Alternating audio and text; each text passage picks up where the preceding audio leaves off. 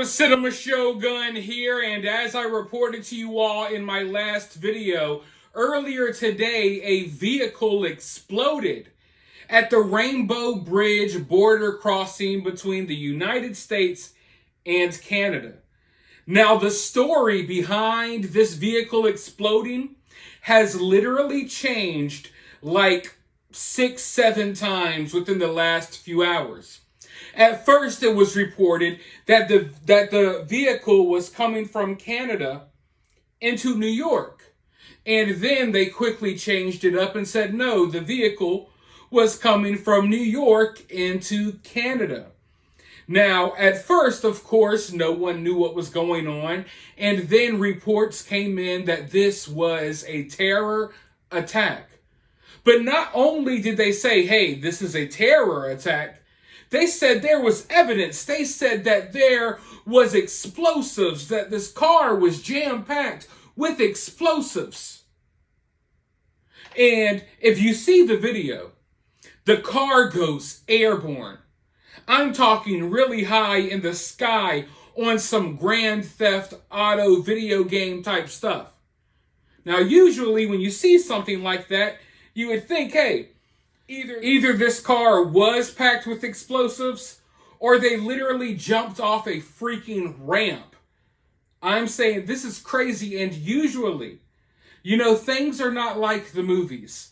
I know we all love our movies. Look at my YouTube name, Cinema Shogun. I love the movies too. Usually cars don't just blow up like a freaking comet, like a ball of fire. That usually doesn't happen, but this vehicle completely blown to smithereens.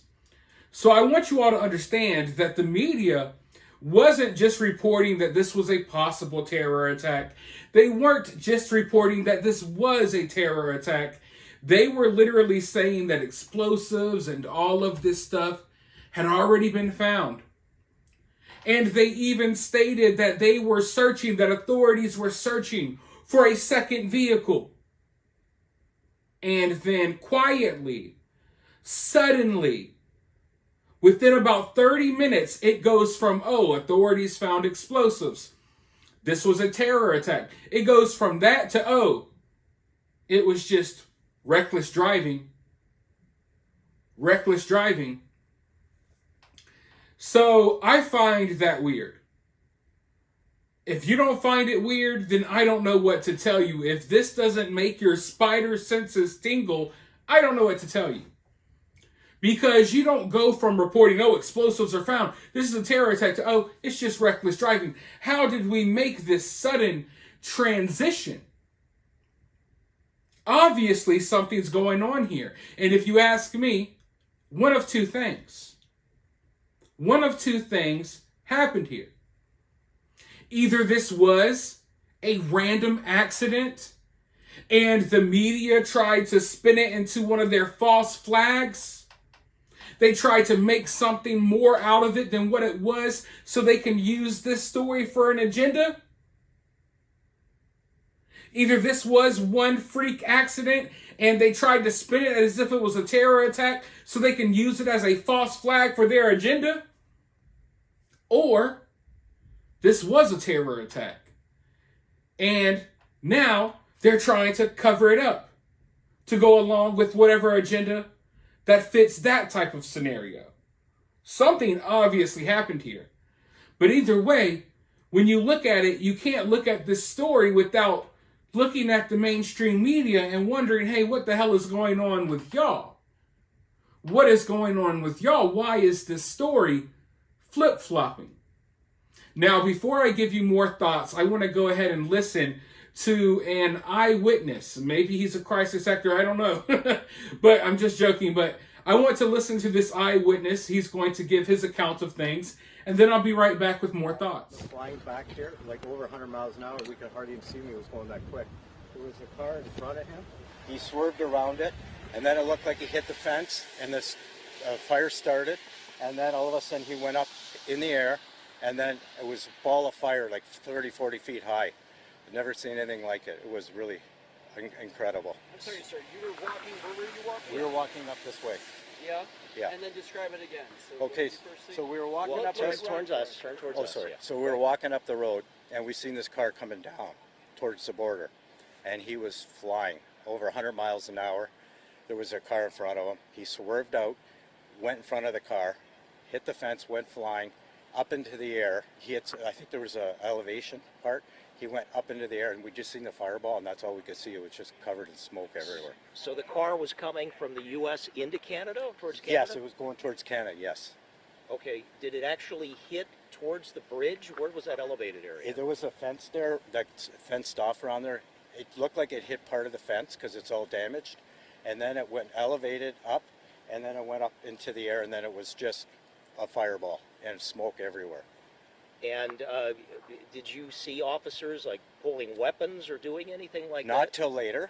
I had never seen him pull a weapon, but it took about 10 minutes for, like, the border police were there obviously, but it took about 10 minutes, and all of a sudden there were just police everywhere. All right. Did you hear any other noises or anything? We heard a big bang. Yeah. real loud bang, and then Yeah. then you saw this car and the explosion. Yeah, and I said there's no way that guy's going to stop. There's no way he can stop. He's just going too fast. You couldn't tell if it had what kind of license plates on it, or No, anything? no, we couldn't. No. Well, how would you describe the car? It looked like a Chrysler 300, but somebody told me it was a Bentley. But there's similar cars in that, so yeah. Okay. And he was swerving as he was going down this road here, fishtailing, because he was going so fast. Were there any police cars following him? No, I didn't see not one, no. And we waited, and we actually walked back to the border, and then we were there about maybe 10 minutes, and the police all started to come. How many people could you see? How many people were in the car? Do you think No, just the driver? I have no idea. No, we couldn't see. It was just, he was just going so fast. You never saw anything like this before? I've never seen anything like this. It was just incredible. The fire was so high up in the air. My only concern was I hope nobody else got hurt, because if anybody was in that way, I don't think they would have survived. Did you see any ambulances or? They came after, but it was quite a bit after. The fire trucks are there obviously first, and then the police came, and there were all kinds of police that came, and then the ambulance came after. You couldn't see anybody being put in the ambulance? No, I couldn't. No. Okay. Did they talk to you? Did they question? They got my number. I told them I seen what happened, so they took my phone number down. They said they would contact me if they needed to. Wow. Okay, Yeah. An incredible experience. It's wow for sure. Yeah, it is. Yeah. All right. So that first bang you heard, sir, was that after you saw it fishtail? It was, well, he was going down here fishtailing. He pulled out in front. So as I'm recording this video, I see on the news that the narrative is changing again. The story is changing again.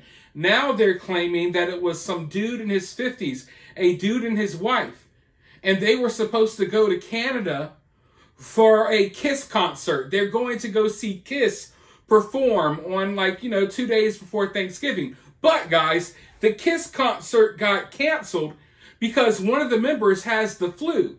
So instead of going to the Kiss concert, somewhere along the way, this 50-year-old couple decides to drive 100 miles per hour directly into a border crossing. I mean, that sounds about just as fun as a Kiss concert to me. I'm wondering what transpired in the middle. How did we reach this?